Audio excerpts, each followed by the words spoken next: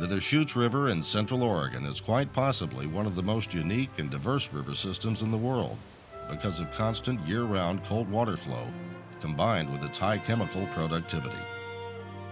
Enhanced by recent conservation efforts, this river has become a haven for migrating summer steelhead and red-side rainbow trout. Starting in the middle of July, this river becomes a fisherman's dream.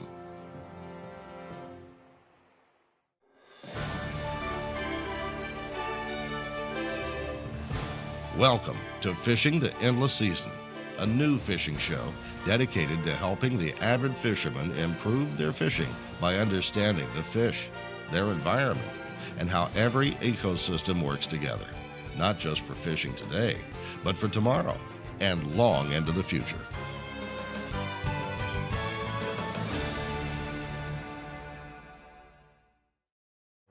Now, from the mouth of the Deschuttes River, here's your host, Dudley Nelson. Good morning and welcome to the show. I'm going to be joined today by Brad Staples. Brad, good morning, Dudley. And Jim Martin. Jim? Good morning, Dudley. Brad's the river guide and he has some experience on the river here, and Jim's our resident scientist slash fisherman, and he's going to show us a whole lot about both, hopefully.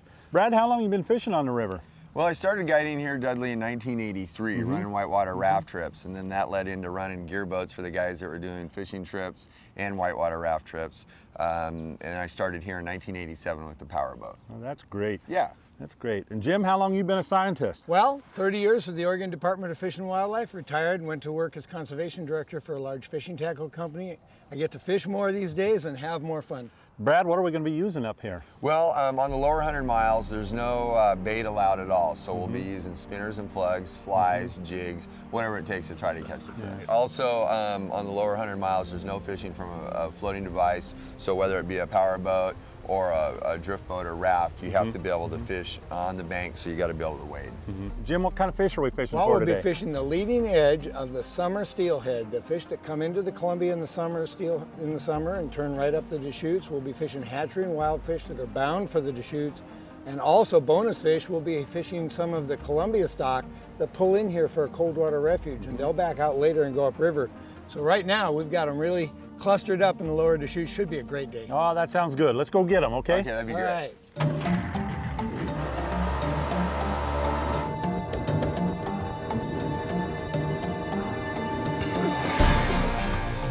The Deschuttes River flows through hundreds of miles of desert, dense forests, and deep canyons.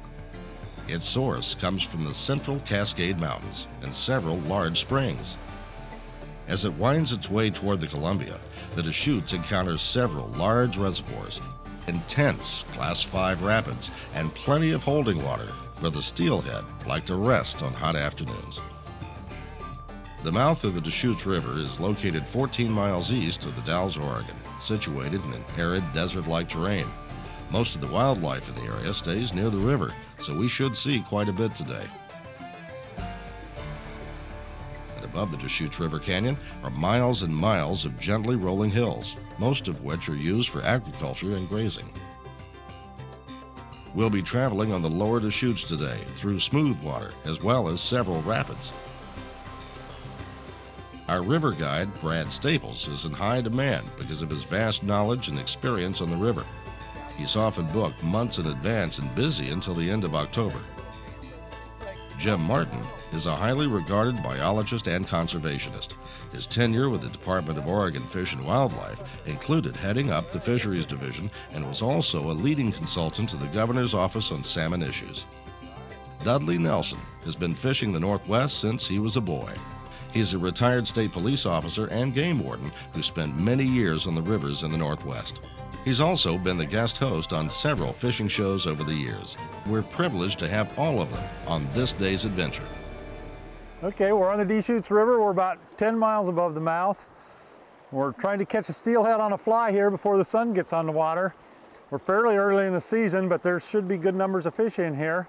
We're in the right place, we got the right gear, and we got the right guide, so we're going to put the pressure on the guide to make sure that we get in the right spot here and catch a fish. That was a good cast, Dudley, and I'm hoping that I'm going to put the pressure on you and say that you're the one that's... I don't have the rod in my hand, so it's up to you to try to... Off, it's up to you to try and catch the fish. Yeah. But yeah, we're starting out this morning at this spot. This is a good place where the fish hold. These rocks are out here breaking the current a little bit, and it also provides some oxygen in the river. And so I've got you working up high, and then I have Jim down below there, and we'll see if we can't get a fish out of here. Two different flies on your rod right now this morning. And first I started out with this green rubber leg one here, and then I've also got this other fly here. It's silver, red, white, and blue. So as you can tell, I've got other types of flies that are in the box, and I think they like that flashaboo. They do. Well, they really like that. And I'll get people up here that'll fish flies without flash. I'll give them one of mine that has some flash, and I think that they actually do better with the ones that have the flash on it. Not that you can't catch them without, but for me, it seems to work. So what I'm suggesting you do is cast out like you've been doing, and then at the end of it, we're going to take one step down. Brad and I stayed at this section of the river until the sun started hitting the water. With no strikes, we decided to pick up Jim and move to the opposite bank, which was still in the shade. Dudley, I've got you on what we call a bubble and a fly, to where we're using the same flies that we had on the other side of the river. It's just now it's attached to a spinning rod. There's a float that's filled up partway full of water so that it adds weight so you can cast it, but yet there's still some air in there so it'll float. Those flies are also skimming on the surface just like you're using a fly rod. This is more difficult to fish with a traditional one-handed fly rod because of the tall bank and the trees and grass behind it. Yeah, I can see that. So, but it drops off real deep here off the edge, and keep letting that swing around, clear almost underneath those trees. When it swings around and then stops, those flies start to sink. A lot of time that's when you get nailed. As we began moving down the bank, I started to get some action. I thought that was going to be one. One rolled right there. I took my fly right over him, but he didn't want it. But I'll try him one more time.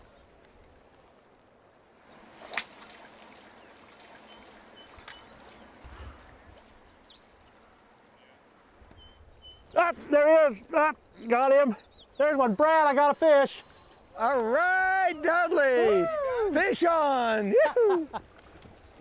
Right where he was before. I knew he was Okay, good. I'm ready for him. I love that. All right, Dudley. Okay, well that's a nice fish there. Even old blind hog finds an acorn.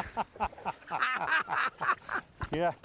It's about a 6-pounder or so. I couldn't tell if Oh no, that looked like that was 12 or 14. No, now come on. Come on.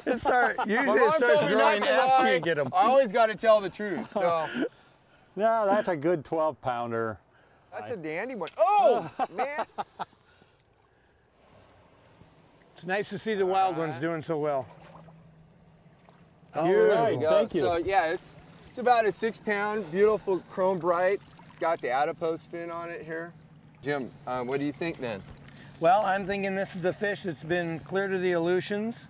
It probably went to sea 2 years ago, and it's a real standard summer steelhead. Mint bright. You can tell how it hasn't been in the river very long. As it's in the river, it'll start getting a red stripe, typical of the rainbow trout. Right. Beautiful, beautiful fish, very healthy, high energy. Okay, well I think we should... I think we need to let him go. Let her go. See, I used barbless hooks and that fly just basically fell out. So, yeah, this is a beautiful Well, let me touch my fish. You want to touch it? I want to touch Yeah? it. Thank you, Mrs. Steelhead. You bet. No, that was great. Is there more out there? Oh, I think there's definitely going to be more. We've only been here about 10 minutes. So. Oh, this is perfect. Yeah. What a way to start the morning. Yeah. When we return, Jim will teach us how to look for river insects, and he'll also get the chance to even the score with Dudley.